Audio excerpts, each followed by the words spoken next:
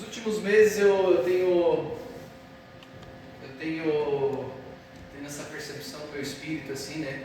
Até estava compartilhando com algumas pessoas, além das percepções que Deus tem colocado, eu tenho entrado em alguns lugares, em algumas palavras que Deus tem ministrado comigo, e tem sido um tempo difícil, mas ao mesmo tempo um tempo onde eu tenho visto a mão de Deus, né? E eu creio que isso é o mais importante, né? A gente conseguir ver o agir de Deus no meio da tribulação, no meio do sofrimento. Acho que a pior coisa que tem é a gente sofrer sem propósito, sofrer sem saber para onde a gente está indo. Acho que esse é o mal, um dos maus da raça humana, né? O sofrimento sem uma causa, o sofrimento sem um propósito. Então, nos últimos meses Deus tem ministrado algumas palavras comigo, e eu tenho entrado dentro dessa palavra, e tem sido até difícil às vezes orar e buscar o Senhor, meditar, porque quando a gente está recebendo as marcas de Cristo, muitas vezes a nossa alma ela acaba ficando um pouco agitada, ela acaba ficando um pouco tumultuada. E eu tenho visto, no meio geral, esse espírito de manipulação e de controle, né? Esse espírito persuasivo que muitas vezes ele tira o foco, tira a atenção, tira a verdadeira identidade, a verdadeira demanda do homem e da mulher de Deus, que é ir e fazer discípulos. E muitas vezes nós que somos homens e mulheres de Deus, temos um reino, temos uma palavra, temos uma verdade a ser anunciada, pessoas a ser discipuladas, a gente acaba fazendo um desserviço para o Evangelho.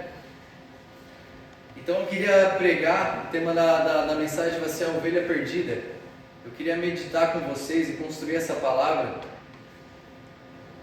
que fica em Lucas capítulo 15, a Bíblia vai falar a partir do versículo 1, para quem querer abrir. E eu tenho meditado nos últimos meses também muito sobre os salmos, sobre Davi, o coração de Davi, né? Que lugar é esse que Davi encontrou no coração de Deus, a ponto de tantos erros, tantas falhas, e eu não tiro aqui as consequências dos erros dele, mas como pode um homem ou uma mulher de Deus cometer tantos erros e entender que ele tem um lugar no coração de Deus e se arrepender e voltar atrás dos seus pecados, né? E permanecer fiel, entendendo que não é os erros que justificam a vida de um homem e uma mulher de Deus.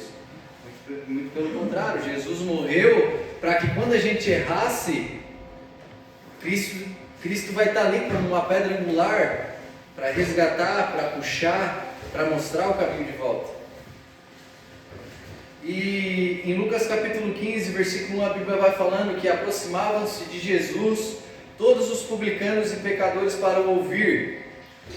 Os fariseus e os escribas murmuravam, dizendo: este recebe pecadores e come com eles. Então Jesus lhes contou esta parábola: qual de vocês é o homem que, possuindo 100 ovelhas e perdendo uma delas, não deixa no deserto as 99 e vai em busca da que se perdeu até encontrá-la? Ele começa a fazer um questionamento para os fariseus e os saduceus. Ele começa a fazer uma pergunta, a questionar aonde estava baseada a fé deles. Se estava em dogmas religiosos ou se estava em pessoas. Então o Evangelho ele está voltado em meio a pessoas. Muitas vezes a gente fica tão apegado em dogmas, em sofismas, em doutrinas. Não que isso não seja, a doutrina ela é essencial, só que muitas vezes a gente coloca isso acima do propósito. E eu me lembro de Davi quando ele chega faminto e fugindo de Saul perante o sacerdote Aimeleque. Não é Abimeleque, é Aimeleque, né?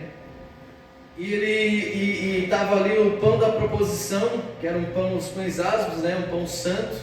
E aquele pão era para ser colocado no altar do Senhor. Só que ali a gente começa a entender a pedagogia de Deus e como o coração de Deus, né? Como o coração de Jesus, ele age muitas vezes pelo propósito, pela necessidade. Ou seja, aquele pão era para um rito específico, só que quando Davi chegou com fome, o sacerdote foi lá e deu pão para ele comer. Ou seja, ele matou a fome de Davi. O pão eu posso fazer depois. E muitas vezes, nós, homens e mulheres de Deus, a gente acaba ficando apegado nesses ritos, sabe? Então o sacerdote ele podia muito bem chegar para Davi e falar: não, esse pão aqui é um pão santo, tu não pode comer. Se tu comer, tu vai estar pecando. Entende? Só que o sacerdote ele viu a necessidade de Davi. Ele precisava se alimentar para seguir em frente. Então a gente precisa muitas vezes se despir, né? Ficar com uma nudez diante da presença de Deus e mostrar realmente quem nós somos. Para o Senhor ver a nossa identidade, para Ele ver, para Ele nos conduzir de maneira verdadeira e coerente.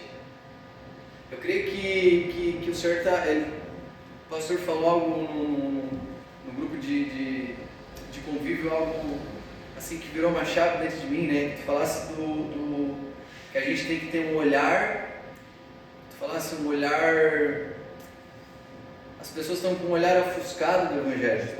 Ajustar o foco. Né? É uma palavra tão simples, mas a gente precisa ajustar o foco. Qual é o nosso foco? Jesus. Então, às vezes, o nosso foco está em tantas coisas, nos afazeres, no jejum, na oração, isso, naquilo, tal. Só que o primeiro, o fundamento de todas as coisas é Jesus. É Jesus, cara. Se o pilar não for Jesus, é igual uma árvore genealógica. Então começa em Jesus. O resto é consequência. Jejum, oração, dízimo, oferta. Não, muitas vezes a gente começa ao contrário. A gente começa pelo jejum, pela oração, tal. Então quando alguém erra, ou quando nós erramos, nós colocamos uma medida tão alta para nós mesmos e para as pessoas, que quando a gente erra, nós não conseguimos suportar, porque a gente está carregando um peso maior daquilo que a gente pode carregar. E o fardo de Deus é leve, o jugo dele é suave. Então o centro do nosso coração, do nosso espírito, de todo o nosso ser é Jesus. Ele é o parâmetro. A gente não pode inverter os valores. E dentro desse conjunto, o que acaba acontecendo no meio da sociedade, no meio da igreja, que é o que o Deus desse século faz. Ele segue o nosso entendimento.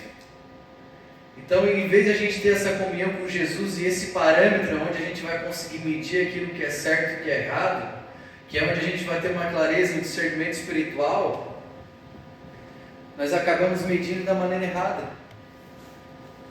E a Bíblia ela vai continuar, e aí no versículo 7 ele fala: digo a vocês que assim haverá mais alegria do céu por um pecador que se arrepende do que por 99 justos que não necessitam de arrependimento. Então, nossos erros não definem o final da nossa história, nem o percurso dela. O que modela o nosso ser é o que vamos fazer com ele. Tá, o que eu vou fazer com o meu erro? O que eu vou fazer com aquele pecado que eu cometi? Eu vou me tornar aquilo ali? Ou será que eu vou colocar aquele meu erro diante de Jesus e vou seguir em frente? Quantas pessoas, eu já fiz isso, quantas pessoas que erraram, e porque eu tinha uma medida maior, eu queria julgar as pessoas segundo a minha medida. E às vezes, em vez de estender a mão para aquela pessoa, eu condenava: olha ali, cara, o cara caiu em pecado, olha ali o cara. E a gente tem que tomar muito cuidado, porque o cristão, ele acaba entrando nessa conduta porque a gente tira os nossos olhos de Jesus, que é o parâmetro de todas as coisas. A gente acaba colocando os dogmas acima de Jesus. E o foco de Jesus sempre foi pessoas, cara, sempre foi pessoas. Ele deixava as 99 e ia em busca de uma.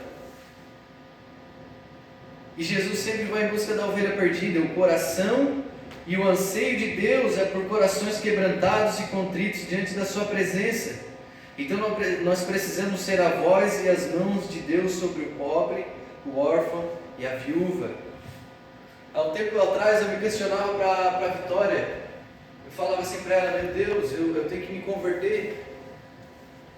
Porque a gente vai caindo numa freza espiritual, a gente não consegue mais olhar com compaixão.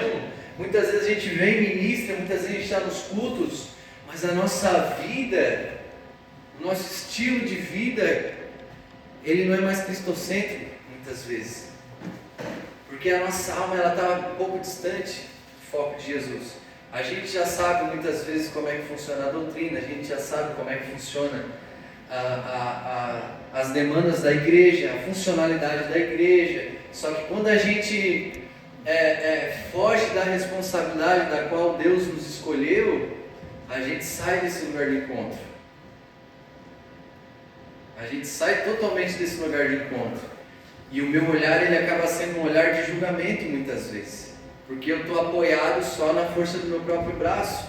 Ou eu estou apoiado só naquilo que eu faço. E eu não consigo mais enxergar o meu irmão e minha irmã. Eu não consigo mais vislumbrar aquilo que Deus tem. E dentro desse texto, a Bíblia vai continuar. Uma parábola muito conhecida do filho pródigo. Em Lucas 15 também, a partir do versículo 21, a Bíblia fala assim, que o filho lhe disse: Pai, pequei contra o céu e contra ti, não sou mais digno de ser chamado teu filho. Contudo, o pai disse aos seus servos: depressa, tragam a melhor roupa e vistam nele. Coloquem um anel no dedo e calçados nos pés. Tragam um novilho gordo e matem-no. Vamos comer e festejar, pois este meu filho estava morto e voltou à vida. Estava perdido e foi achado. Então começaram a festejar o seu regresso. Versículo 25. Enquanto isso, o filho primogênito, aquele que estava na casa, estava no campo. Quando se aproximou da casa, ouviu uma música e a dança. Então chamou um dos servos e perguntou-lhe o que estava acontecendo. Este lhe respondeu: seu irmão voltou, e o seu pai matou o novilho gordo, porque o recebeu de volta, sano e salvo. O filho primogênito encheu-se da ira e não quis entrar. Então o pai saiu e insistiu com ele. E o que eu entendo aqui é algo que a gente sempre comenta do filho pródigo, né? Mas eu entendo que existia um ambiente, existiu o filho pródigo que saiu e sofreu as consequências do seu erro. Eu não estou aqui anulando as consequências do erro e do pecado, que as pessoas vão colher a consequência daquilo que elas estão plantando. Só que ele chega diante da presença do seu pai, representando ali, eu creio, Jesus, com um coração contrito, arrependido. E a Bíblia fala que Deus, que o seu pai, ele o abraça, ele coloca para perto, ele fica alegre. E aqui eu destaco algumas palavras. Ele estava com pressa, Jesus estava com pressa de resgatar o seu filho. Ele estava ali intercedendo, ele estava ali buscando, ele estava com um olhar de compaixão. Ele não trouxe qualquer roupa, ele trouxe a melhor roupa. E não foi para aquele que estava na casa, foi para aquele que estava fora. Ele deu os melhores calçados, ele deu um anel. Então, versículo 29, a Bíblia vai concluir, vai falar que ele, porém, respondeu ao seu pai, o primogênito, aquele que estava na casa, né? Olha, todos estes anos eu tenho te servido e nunca desobedeci as tuas ordens. Entretanto, tu nunca me deste nenhum cabrito para eu festejar com os meus amigos. Quando, porém, volta para casa, versículo 30, quando, porém, volta para casa esse teu filho, que esbanjou os teus bens como prostitutas, matas o novilho gordo para ele. Versículo 31, o pai disse: meu filho, você está sempre comigo e tudo que eu tenho é seu. No entanto, tínhamos que festejar a volta deste seu irmão e alegrar-nos, porque ele estava morto e voltou à vida, estava perdido e foi achado. E eu anotei assim que Deus resiste a um coração soberbo. Apesar da insistência do pai, ele não enxergava a redenção em seu irmão. Então o pai estava trazendo uma redenção para aquele que estava fora, e ele não estava sendo imparcial para aquele que estava dentro. Só que, como eu falei, quando a gente não entende essa responsabilidade, nós, muitas vezes, os filhos que estão dentro, quando a gente para de enxergar Jesus como parâmetro de todas as coisas e a gente coloca outros afazeres em primeiro lugar, a gente não consegue ter um olhar de compaixão com o nosso próximo. Aquele filho primogênito era para ele estar intercedendo pelo seu irmão, era para ele estar orando pelo seu irmão e era para ele se alegrar assim como o pai dele se alegrou. E a Bíblia fala que ele se entristeceu, que ele ficou irado. Amém?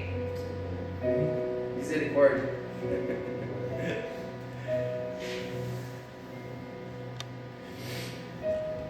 E aí a palavra vai discorrendo e vai falando que no versículo 31, o pai disse: meu filho, você está sempre comigo e tudo que eu tenho é seu. 32, no entanto, tínhamos que festejar a volta de seu irmão e alegrar-nos, porque ele estava morto e voltou à vida, estava perdido e foi achado. Então existem duas naturezas distintas que podemos entrar no âmbito da igreja. Primeiro, o filho que estava na casa faz tudo certo, mas não consegue exercer a misericórdia. E segundo, o filho que estava fora experimentou a misericórdia de seu pai, trazendo novas vestes. E fala o que? De identidade. Nós temos que ter identidade, né? Nós não podemos viver de aparência, isso não existe no Evangelho, e isso até o pessoal do mundo fala isso. Então, se a gente nasceu de novo, nós temos que ter uma identidade em Cristo. Isso é construído ao decorrer do tempo, mas pessoas maduras, elas têm que ter identidade em Cristo. Então o que o Pai faz? Ele traz novas vestes, identidade. E o que ele traz também? Ele traz uma aliança. E o que eu entendo aqui? A aliança, ela é o que? Uma responsabilidade. E ele traz sandálias, que é o que? Destino. Então eu vejo que o pai, ele não estava só passando a mão na cabeça do filho, não, ele estava dando identidade, ele estava dando responsabilidade, ele estava dando destino para aquela pessoa. E nós, homens e mulheres de Deus, temos que ter esse olhar. Nós temos que ver aquela pessoa que está caída, né? Aquela pessoa que muitas vezes é uma semente que já está quase, aquela semente que já está quase murchando, não é nem morrendo, murchando, e ver uma árvore frutífera. Nós temos que ensinar aquela pessoa a regar, nós temos que ensinar aquela pessoa a morrer para ela mesma, através do discipulado, através da palavra, da pregação da palavra, da oração, mas entender que Jesus, ele é o centro de todas as coisas, e Jesus está preocupado com o nosso coração e com o coração do perdido. E aí João capítulo 21, no versículo 15, a Bíblia vai falar que depois de terem comido Jesus, perguntou a Simão Pedro: Simão, filho de João, você me ama mais do que esses outros me amam? E ele respondeu, aqui Pedro era um cara que tinha uma personalidade muito forte, era um cara, pela leitura assim, dava para ver que ele era um cara criativo, era um cara proativo. Só que uma coisa eu entendo, que Pedro, ele era apaixonado por Jesus. Só que a paixão, ela não perdura, a paixão, ela dura um tempo. O que perdura é o amor. Então Pedro, ele era apaixonado por Jesus, ele fazia tudo por Jesus, a ponto de arrancar a orelha de Malco. E aí Jesus vai lá e restaura a orelha dele de novo, coloca a orelha no lugar, mostrando misericórdia. Então, em todos os momentos, Pedro, ele queria agradar a Jesus de alguma forma, através dos afazeres, mas Jesus estava tentando trazer o que? Um relacionamento de amor e misericórdia e redenção para a vida de Pedro. E quando chega na hora da morte de Jesus, Pedro foi lá, a gente já conhece a história, ele foi lá e negou Jesus, o galo cantou 1, 2, 3 vezes, e ali Pedro teve um encontro com a alma dele, teve um encontro com o interior dele. E é esse lugar que muitas vezes a gente acaba fugindo. Então Jesus, ele criou esse cenário, criou essa situação, e agora Pedro está aflito, assustado com ele mesmo. Quantas atitudes muitas vezes a gente toma e a gente fica assustado com a gente mesmo. Meu Deus, como é que eu fiz isso? Coisas mal resolvidas dentro do nosso interior, que a gente vai deixando, quando vê, toma uma forma totalmente ao contrário ao Evangelho. Então Pedro ele fica tão assustado, tão frustrado com ele mesmo, que ele vai fazer aquilo que ele estava fazendo antes. Ele foi pescar, ele estava frustrado, estava tão aflito porque ele negou Jesus, ele se escondeu de Jesus, ele negou perante as pessoas o mestre que ele estava andando do lado, por causa que a mente dele estava tumultuada, a alma dele estava aflita, e ele não tinha resolvido aquilo ali. E aí Jesus, um olhar de misericórdia, assim como o pai do primogênito, do filho pródigo, exerceu a misericórdia com aquele que estava fora de casa, e também exerceu misericórdia com aquele que estava dentro. Ele ainda falou assim: meu filho, tu está aqui dentro, tudo que eu tenho é teu, tudo que eu tenho está disponível para ti também. Só que tu não está enxergando. Tu está olhando para homens, tu está olhando para a falha do teu irmão, e tu não está olhando com misericórdia. Teu irmão errou, ele estava lá comendo bolotas de porco. Só que se eu não estender a mão para ele, quem é que vai estender? Se eu não ir atrás das 99, quem é que vai? Parafraseando aqui, né? Que evangelho é esse, meu filho? Que evangelho é esse? Como é que tu entrou nesse lugar?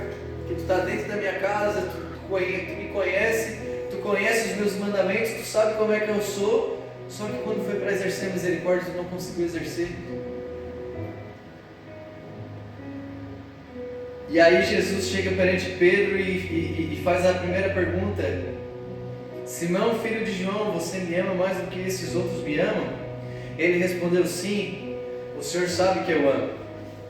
Então Jesus lhe disse: apacenta os meus cordeiros. Versículo 16, Jesus perguntou pela segunda vez: Simão, filho de João, você me ama? Ele respondeu: sim, o Senhor sabe que eu amo.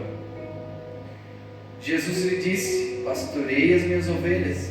Versículo 17, pela terceira vez Jesus lhe perguntou: Simão, filho de João, você me ama?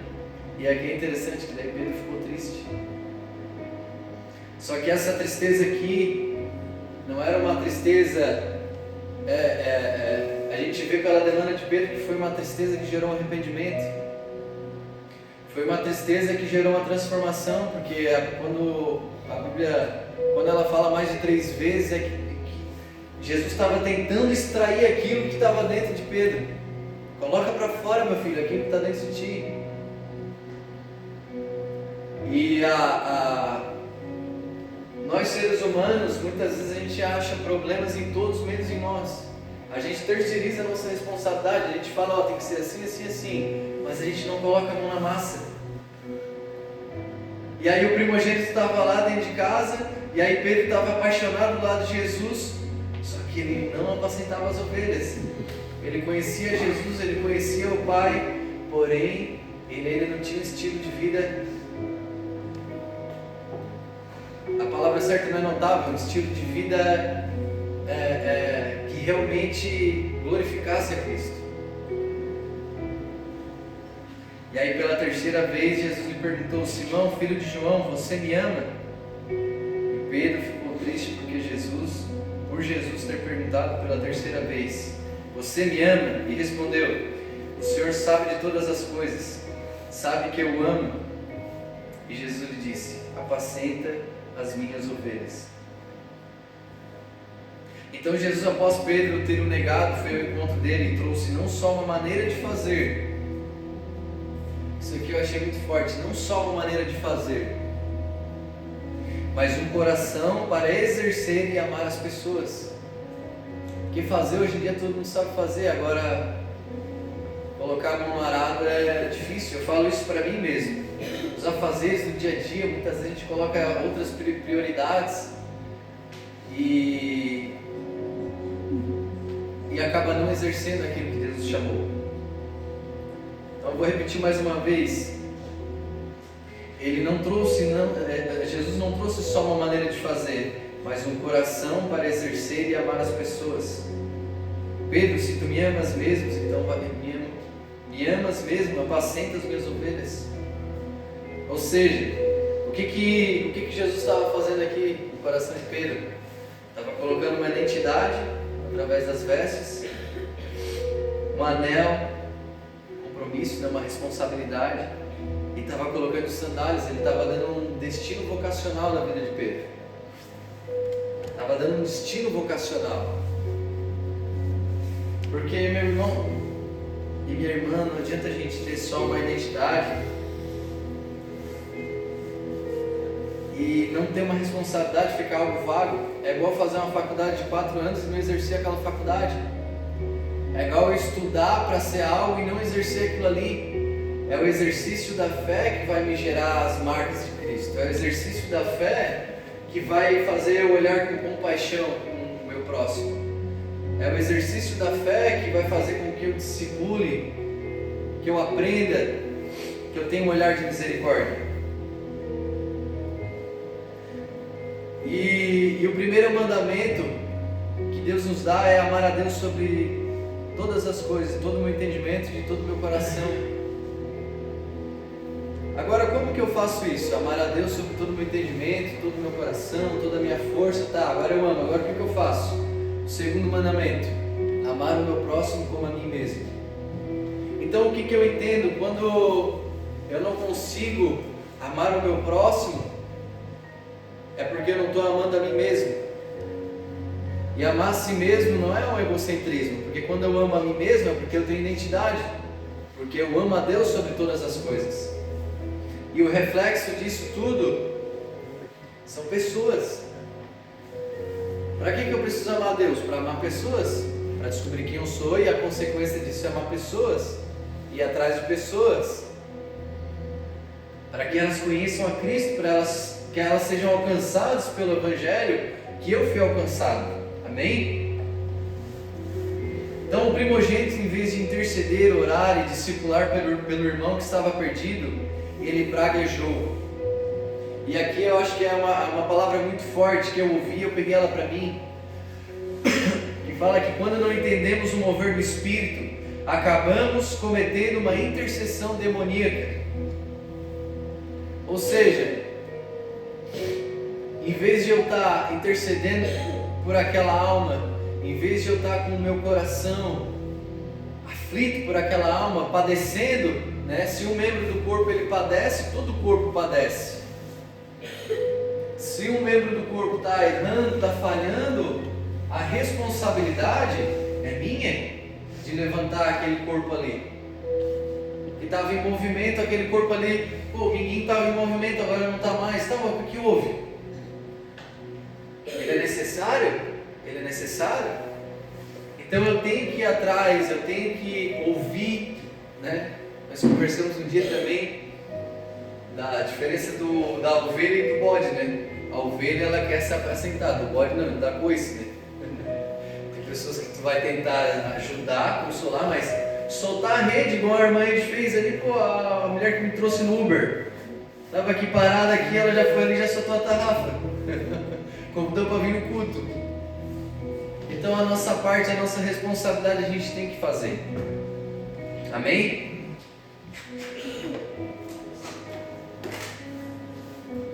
Então é um tempo de a gente ajustar o nosso foco. Ajustar o nosso foco.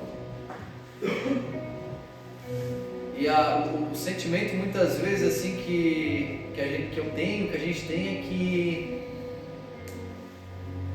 o papel do reino de Deus é levar o Evangelho, trazer pessoas, e muitas vezes a gente fica preocupado com tantas coisas necessárias, né? Tantas coisas necessárias.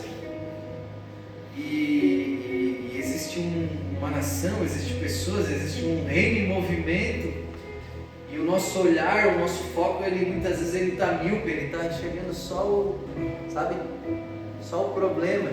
A gente não consegue ter uma visão de cima, uma visão clara daquilo que está acontecendo. Porque quando a gente caminha com Jesus, a gente consegue ter um discernimento espiritual. A gente consegue olhar aquilo que está acontecendo. Amém? Amém? Marcos 8, capítulo 22 vai falar: então chegaram a Betsaida, e lhe trouxeram um cego e pediram a Jesus que lhe tocasse nele. Jesus, tomando o cego pela mão, levou para fora da aldeia. Então, cuspiu nos olhos do homem, pondo-lhes as mãos, perguntou: você vê alguma coisa? Então a primeira coisa que Jesus fez não foi curá-lo da cegueira espiritual, mas sim renovar a sua mente, tirando ele do ambiente ao qual ele estava. Então a pergunta muitas vezes que eu faço para mim e para você: qual o ambiente que nós nos encontramos no nosso interior? Qual o ambiente que a nossa mente, o nosso coração ele está? Precisamos estar onde Jesus está, na mesa do banquete. Então não importa se a estação é boa, se a estação é ruim, Jesus ele sempre tem um banquete preparado, ele sempre tem uma palavra, ele sempre tem um norte, ele sempre tem um direcionamento. Então a gente precisa sentar, ouvir, se alimentar da palavra do Espírito. No versículo 24 a Bíblia vai discorrendo: o homem, recuperando a visão, respondeu: eu vejo pessoas, mas elas parecem árvores que andam. Então Jesus novamente pôs as mãos sobre os olhos dele, e o homem, passando a ver claramente, ficou restabelecido e distinguia tudo de modo perfeito. Então uma mente que se deixa ser moldada por Deus consegue enxergar com clareza. Versículo 26 ele vai falar: e Jesus o mandou para casa e recomendou-lhe: não entre na aldeia, não entra mais nesse lugar, se aproxima de mim. Quando tu estiver aflito, quando tu estiver mal, quando tu estiver passando por uma estação ruim, chega perto de mim, né? Não murmura, não fala mal, porque, cara, isso é muito forte. Eu já quebrei muita cara por causa disso aí. Já falei mal de pessoas, já tive que fazer o caminho de volta e aprendi a fazer o caminho de volta. Nosso ministério, quando a gente começa a praguejar, quando a gente começa a falar mal, assim como eu aposto que aquele filho primogênito que estava dentro da casa, desfrutando de tudo aquilo ali, ele era o cara mais infeliz do mundo. Era o cara mais infeliz do mundo. O cara não conseguia enxergar misericórdia no próprio irmão. Era um cara muito amargurado de espírito. Muita coisa mal resolvida dentro dele. E eu costumo falar que nós, homens e mulheres de Deus, todo mundo tem problema, só que a gente precisa se livrar dessas cargas.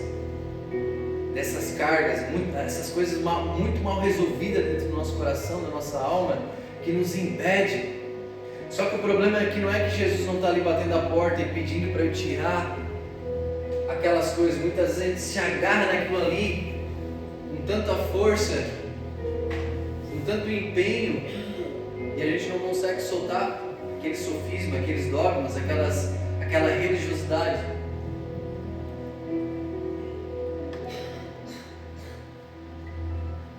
É Bíblia para tudo quanto é lado, o irmão Elton. O irmão Elton deve estar vesgo já ali o irmão Elton ministrando bem sistemático, né? Eu já venho para tudo quanto é lado, já parece um louco. 2 Coríntios capítulo 3, versículo 13 vai falar assim, ó. Uma passagem conhecida: e não somos como Moisés, que punha um véu sobre o rosto para que os filhos de Israel não pudessem fixar os olhos no fim daquilo que estava desaparecendo.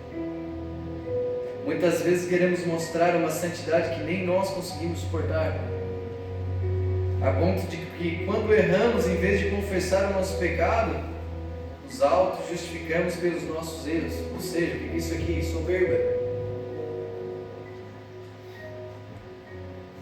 Parafraseando aqui, né? Então, Moisés, por um tempo ele carregava a glória, ele carregava o brilho do Espírito Santo. Só que chegou um tempo que ele não carregava mais, só que ele não tirou o véu.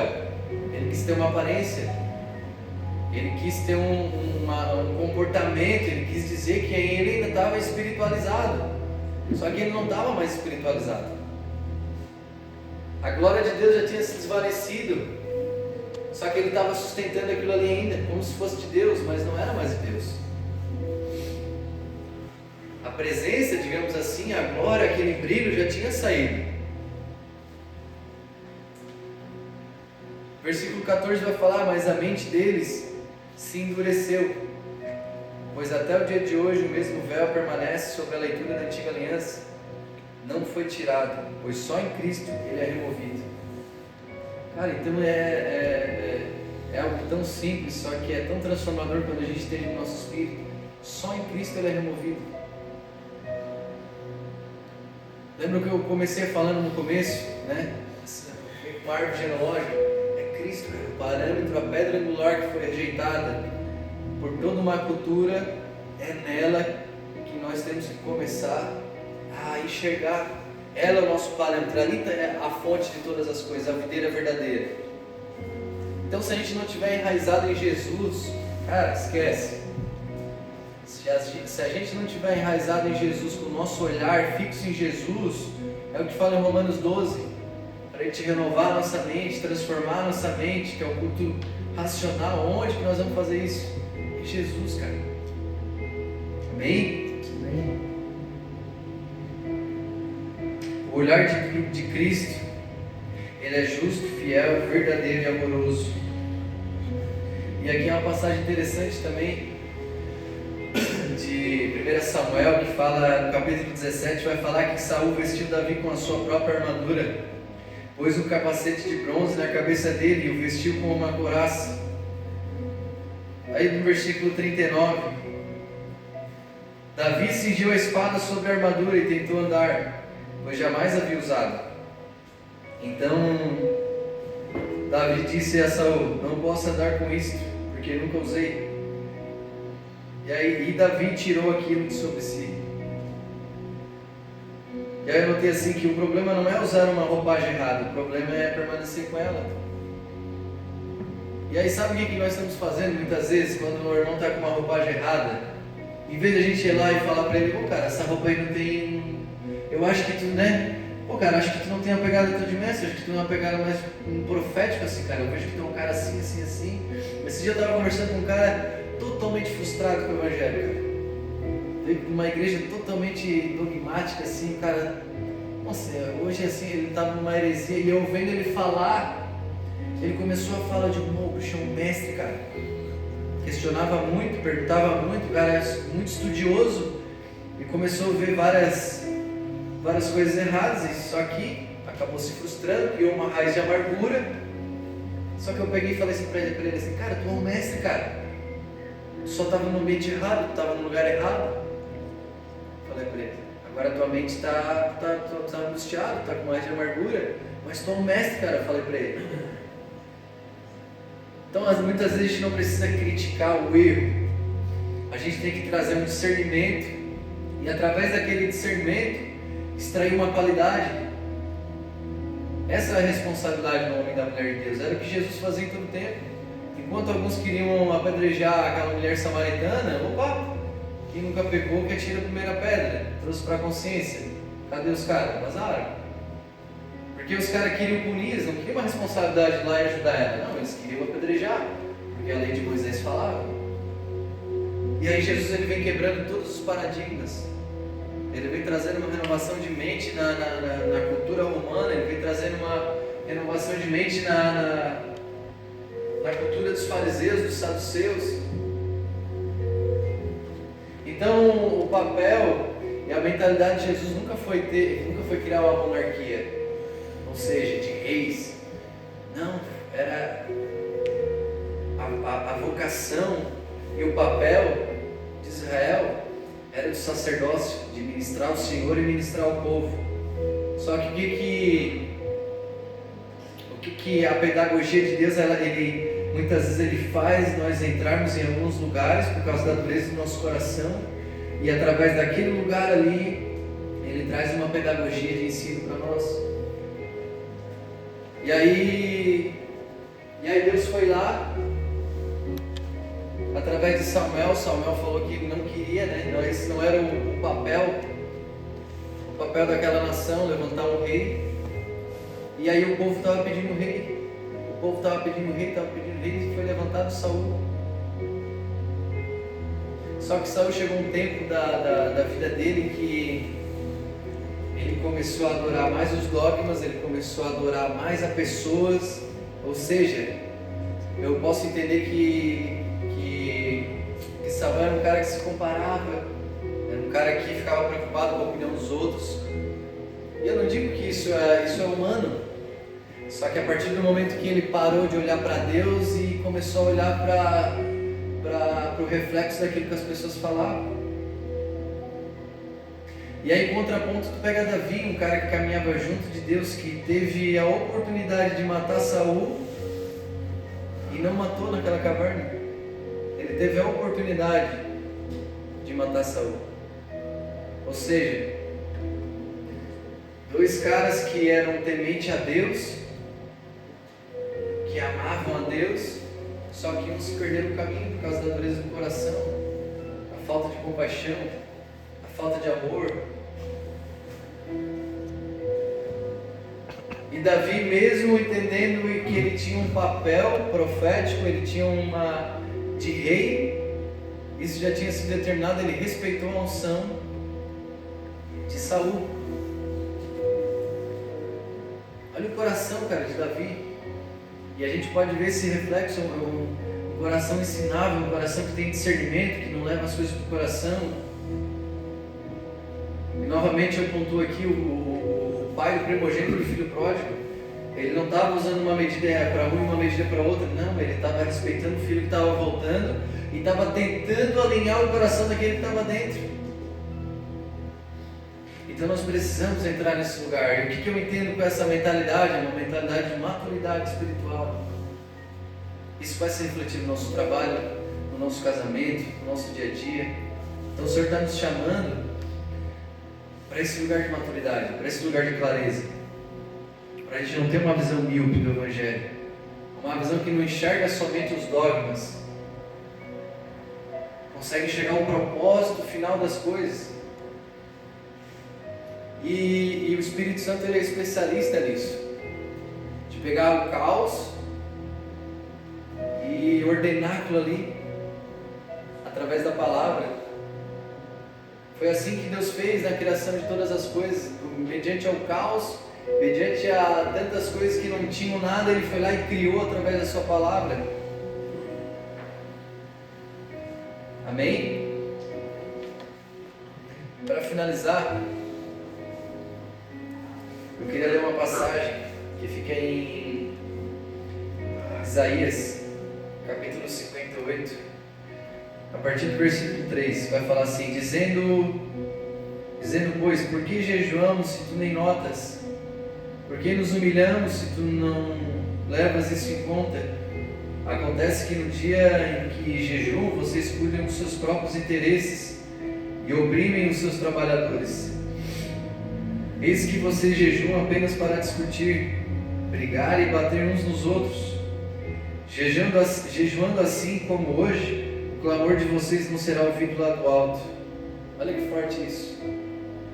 Eles estavam jejuando, eles estavam buscando. Já aconteceu isso comigo, tá? Só que o céu estava fechado. Deus não estava ouvindo. Então Deus, ele resiste ao soberbo. Não da parte de Deus, é da parte da pessoa. Deus, ele resiste ao soberbo. Então a gente tem que tirar essa vestimenta que muitas vezes a gente carrega, que não faz parte do nosso ser. Aí a passagem continua: eis que vocês jejuam apenas para discutir, brigar e bater uns nos outros, jejuando assim como hoje, o clamor de vocês não será ouvido lá do alto. Que num só dia a pessoa se humilhe, inclina sua cabeça com um junco e estenda debaixo de si um pano de saco cinza. É isso que vocês chamam de jejum e de aceitar o Senhor? Será que não é esse o jejum que escolhi, que vocês quebrem as correntes da injustiça, desfaçam as ataduras da servidão, deixem livres os oprimidos e acabam com todo tipo de servidão? Será que não é também que vocês repartam o seu pão com os famintos, recolham em casa os pobres desabrigados, vistam os que encontrarem luz e não voltem as costas ao seu semelhante? Ou seja, responsabilidade. Eles estavam amando a Deus, só que não estavam amando o próximo. A matemática não fecha, né? Eu amo a Deus, eu jejuo, busco tal, eu conheço, já estou há anos, tá, mas e agora?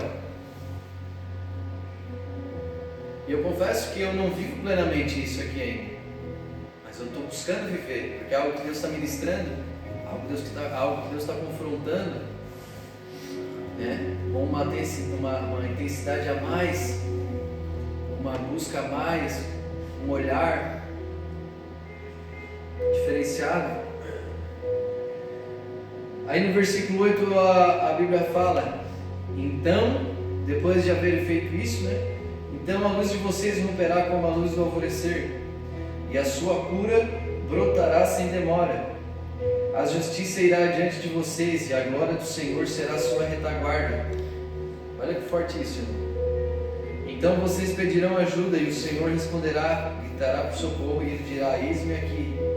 Porque agora a minha causa ela não para em mim, agora a minha causa ela está parando os pequeninos.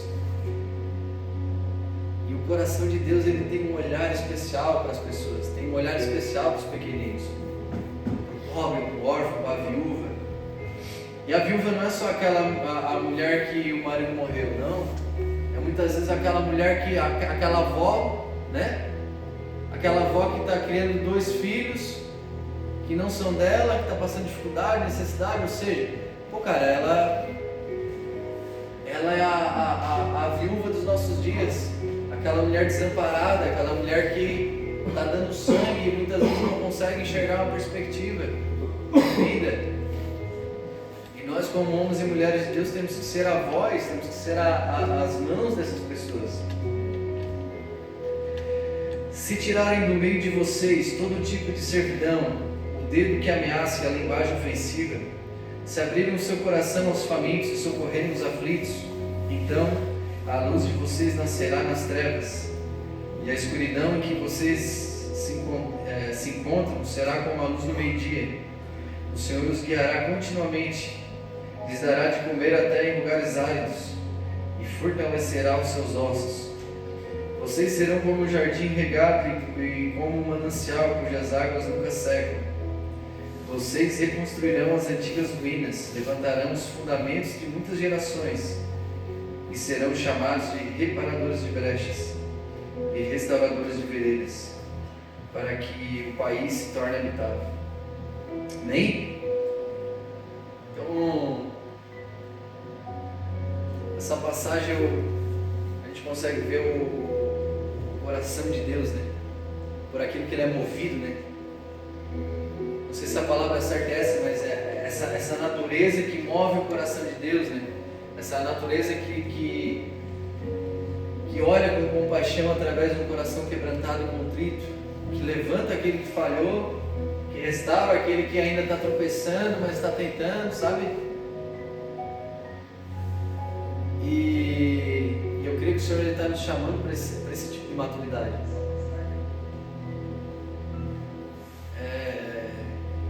É muito estranho, muitas vezes, a pessoa que chega na igreja e a gente acaba tendo um olhar de julgamento. Cara, a pessoa às vezes tem aquela pessoa que ela é ignorante na fé, ela não conhece, às vezes ela vai chegar fumando cigarro, às vezes ela vai chegar traindo, mentindo, e o nosso papel qual é?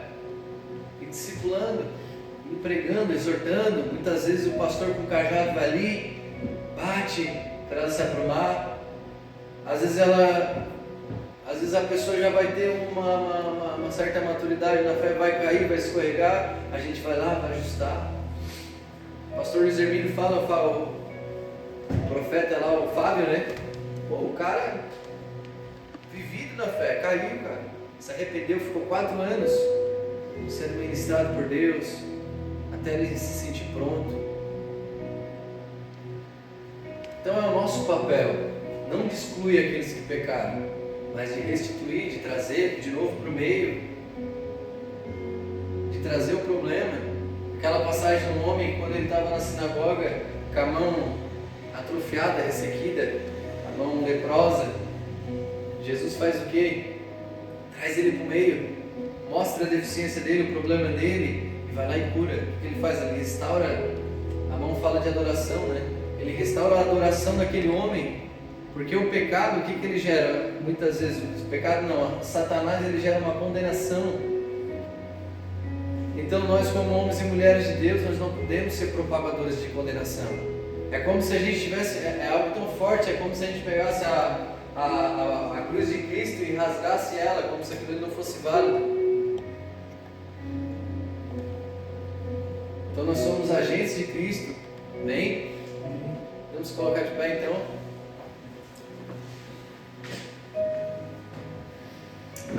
Glória a Deus. Espírito Santo, Pai, nós te agradecemos, Pai, pela Tua palavra, Pai. Te agradecemos pelo Teu Espírito, Pai. Que nesse tempo o Senhor vinha nos direcionando com maturidade, Pai, com um coração manso, humilde, compreendendo, Pai, as estações, Pai, caminhando, Senhor Jesus, Pai, com os nossos pés fixos, Pai, na Tua palavra, Pai, com os nossos olhos fitos no céu, Pai, os nossos ouvidos sensíveis à Tua voz, Senhor Jesus, Pai. Nos ajuda, Espírito Santo, a Te ouvir, Pai. Nos ajuda, Espírito Santo, a ter um olhar de misericórdia, Pai, pois nós sabemos que não é fácil, Pai. Espírito Santo, Pai, nos ajuda, Pai, nos ensina, apacenta, Pai, o nosso coração, Pai, que muitas vezes ele é furioso, muitas vezes ele não é compreensível, Pai. Nos ajuda, Espírito Santo, a caminharmos, Senhor, Pai, segundo a Tua palavra, Pai. Espírito Santo, muito obrigado, Pai, por cada coração aqui, Pai. Obrigado, Senhor Deus, pelo Teu Espírito, Senhor Deus, que nos sustenta, Pai, que nos move, Pai. Pai, vai transformando o ambiente do nosso interior, Pai. Vai transformando, Espírito Santo, Pai, o nosso coração, Pai. Vai tirando o coração de pedra, Pai, colocando o coração de carne, Senhor Deus. Um coração que sente, Senhor Deus, a dor do nosso próximo. Coração, Espírito Santo, que sente a necessidade, que sente, Espírito Santo, fogo do Teu Espírito, Pai.